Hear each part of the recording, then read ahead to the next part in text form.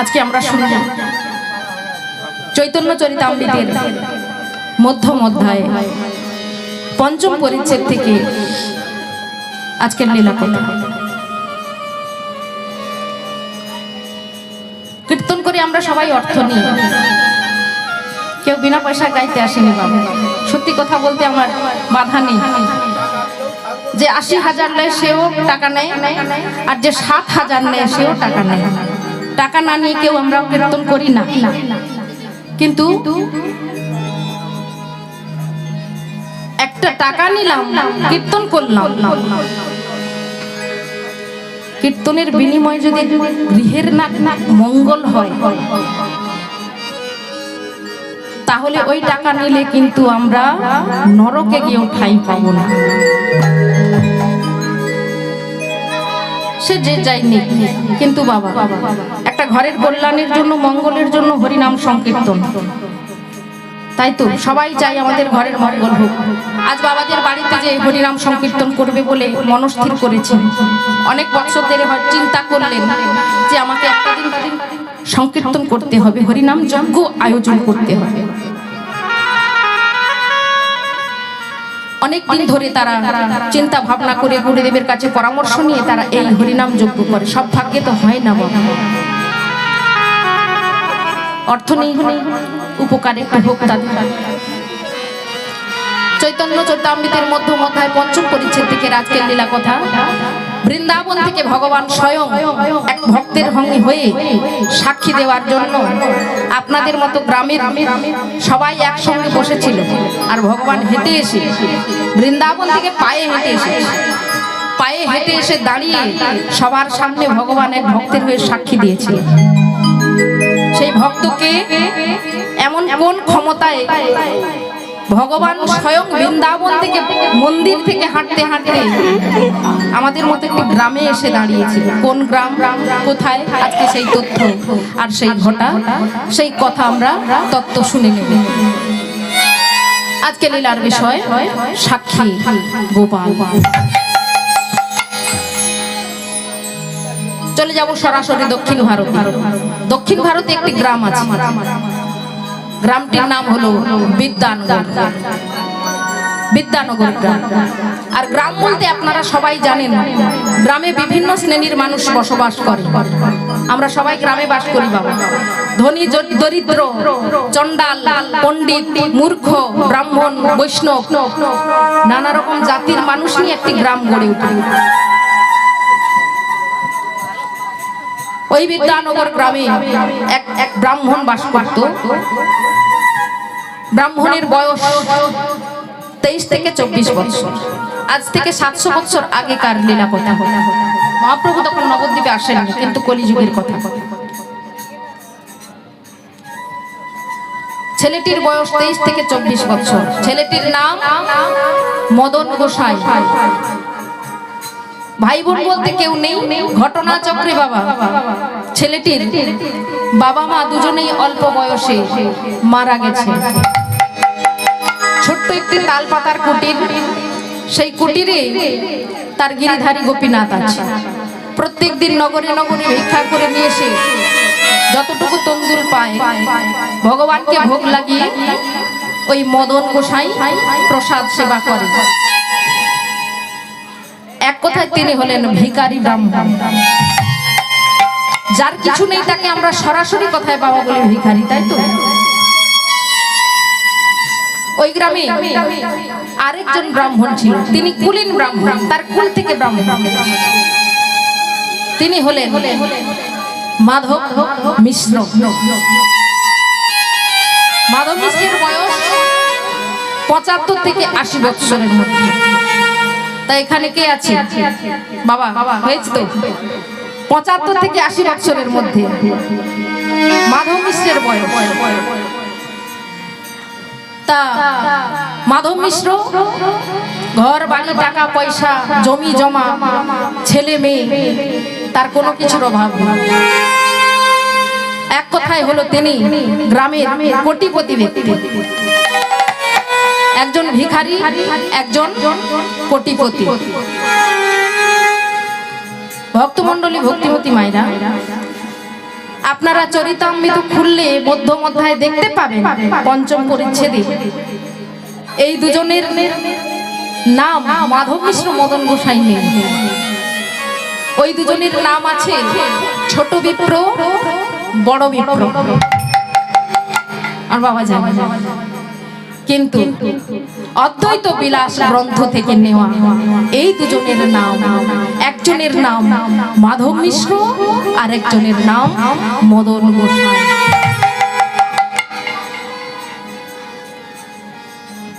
মাধব মিশ্রের বয়স হয়ে গেছে বাবা, ওই যে বললাম 75 থেকে 80 বছর।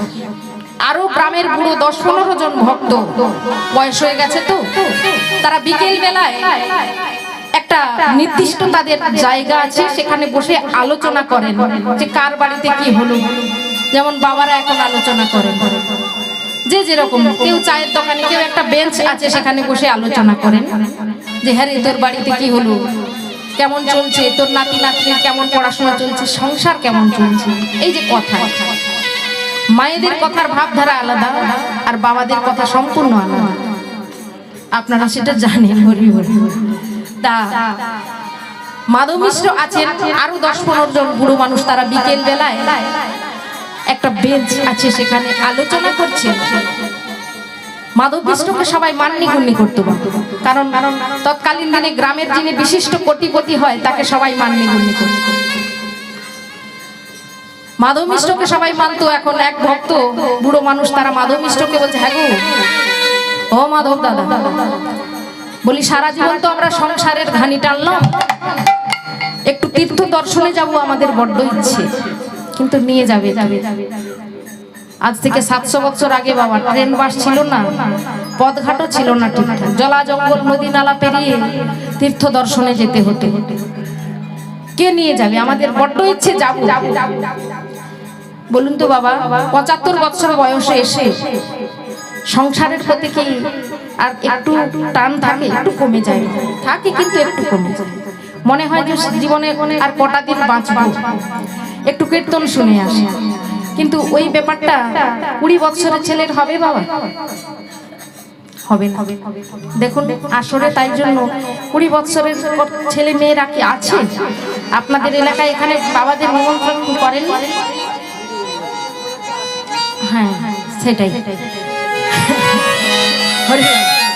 আমাদের মেদিনীপুরের এই একটা জ্বালা আছে, অপরাধ দেবেন না। মেদিনীপুরের কেমন ধরনের জানেন? একদিকে প্রসাদ দেওয়া হবে, প্রসাদ পাবে, ভক্তরা আমার চলে যাবে, কেউ কীর্তন শুনবে না। হ্যাঁ কীর্তন কেউ শুনবে না। বলে কীর্তনের ব্যবস্থা তাহলে রেখেছো কেন? বলে ভক্তদের এমন, বলে মাগো এমন ভক্তের চাপ হয়, কীর্তন না রাখলে সামাল দিতে পারি না। মেদিনীপুর এরকম হয়, কিন্তু বাবা অন্যান্য জেলায়, অষ্টকালীন লীলা করি তো আমি, একটু অন্যান্য জেলাতে যখন যাই ওইটা হয় রাত্রি 12টার পরে রাত শুরু হবে, রাত্রি 12টায়। মানে এমন মাথা দেখতে পাবেন না আপনি, এত ভক্ত হয়। রাত্রি 12টায় তারা কেমন বসে থাকবে? বসে থাকে তারা। কিন্তু আমাদের মেদিনীপুরের একটা ঐতিহ্য খুব ভালো আছে, যেটা অন্যান্য কোনো জেলায় নাই। সেটা কি বলুন তো? সেটা হলো বাবা, প্রত্যেকের ঘরের সামনে মন্দির আছে, একটা করে তুলসী মন্দির আছে। ওই মন্দির থেকে আমরা বুঝতে পারবো যেটা হিন্দু বাড়ি না বিধর্মী বাড়ি। অন্যান্য জেলায় কিন্তু বাবা নেই, আমরা বুঝতেই পারি না, যে কি করে বুঝবো আমরা।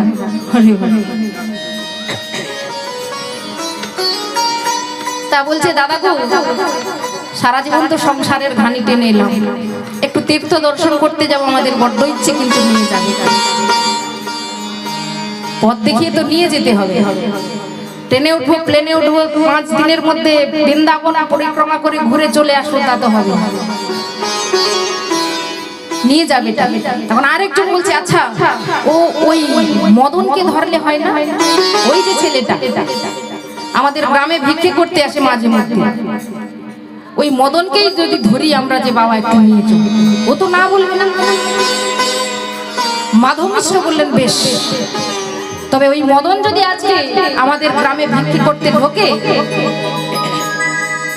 আমরা না হলে তাহলে ওই মদনকেই সবাই ধরবো, আর বলতে না বলতে এদিকে মদন আপন মনে ভিক্ষা করতে বেরিয়েছে। আমার শ্রী গোবিন্দে সেবার তরে তোমরা ভিক্ষা দাও, আমার শ্রী গোবিন্দে সেবার তরে তোমরা ভিক্ষা দাও। প্রেম তন্দুল দিয়ে তারে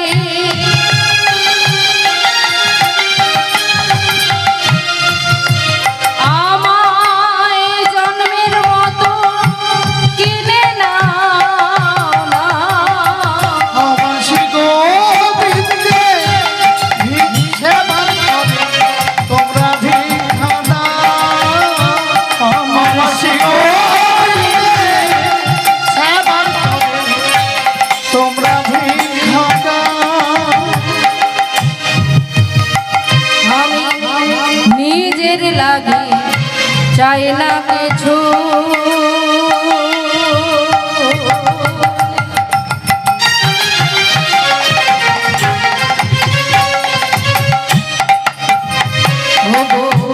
চাইছি তারি লাগি। আমি নিজের জন্য চাই না কিছু।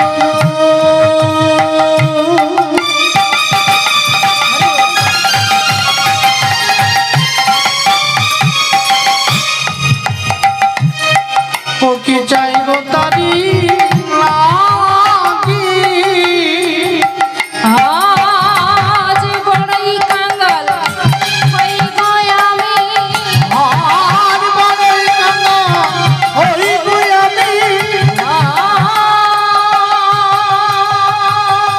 বড়ই কাঙ্গাল।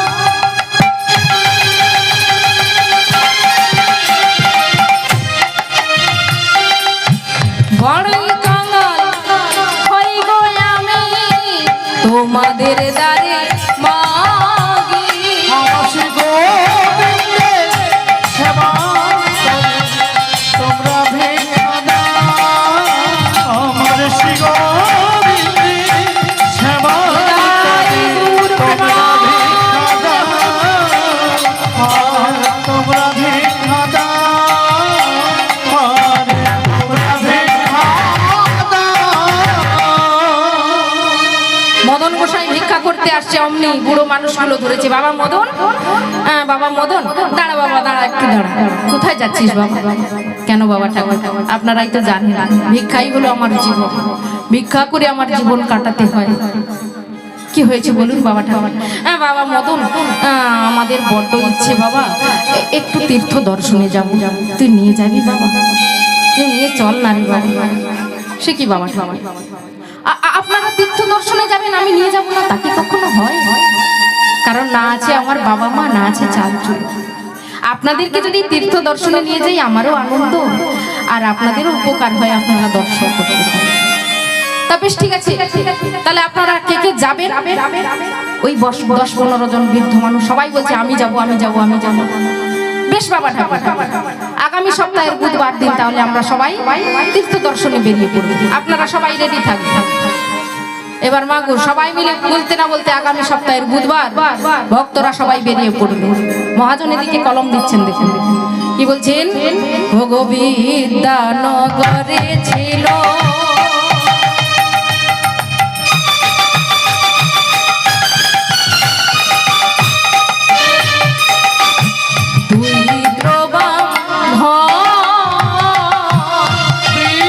বিদ্যানগরে ছিল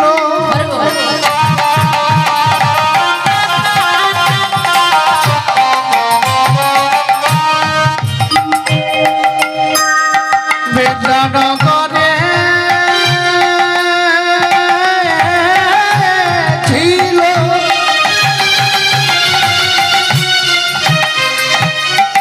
ওই না বিদ্যানগরে ছিল দুহিত আর তীর্থযাত্রা করিবারে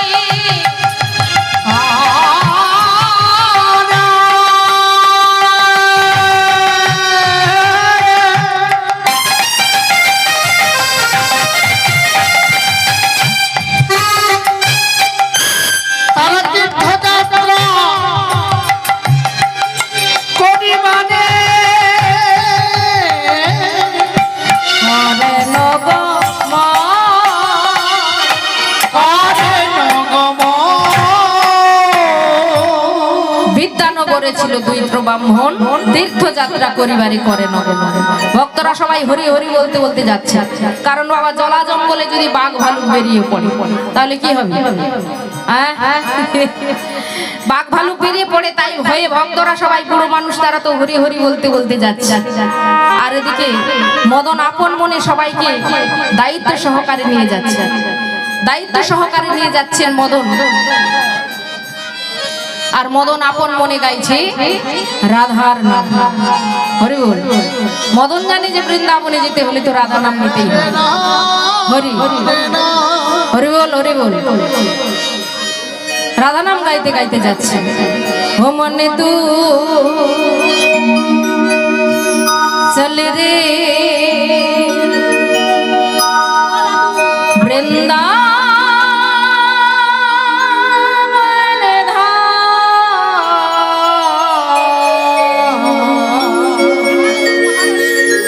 राधे राधे गाएंगे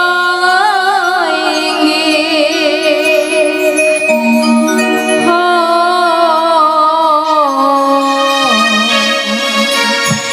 राधे राधे गाएंगे ओ मन तू चल दे वृंदावन राधे राधे